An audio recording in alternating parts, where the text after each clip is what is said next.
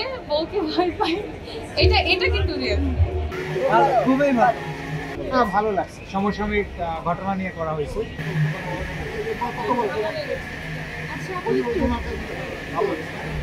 দর্শকদের প্রতি কি মেসেজ দিতে চান? বর্তমান রাজনৈতিক প্রেক্ষাপটে ভালোই করছে।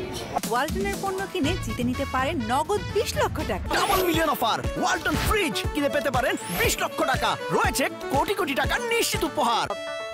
বিশেষ করে আসলে এশিয়া মহাদেশের দেশগুলোতে যেমন দেখতে পারি তারই একটা আসল চিত্র আমার কাছে মনে হয়েছে, দেখেছি।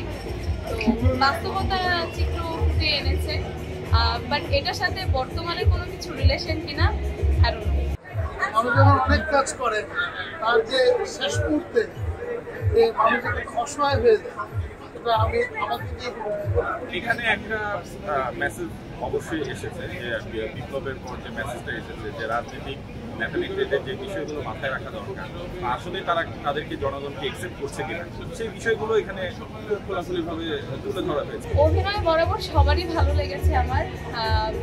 তো বিশেষ করে আসলে বলার কিছু নেই, যারা যারা এখানে ছিল নতুন অনেক চেহারা দেখেছি, মোটামুটি ভালো লেগেছে সবার থেকে। এক্সপেকটেশনের থেকে অনেক বেশি ভালো হয়েছে। যে বউকে ভয় পাই, এটা কিন্তু রিয়েল। সবার অভিনয় ভালো। সুতরাং এই ছবি থেকেও মানুষ অভিজ্ঞতা নিতে হবে আগামী দিনের পথ।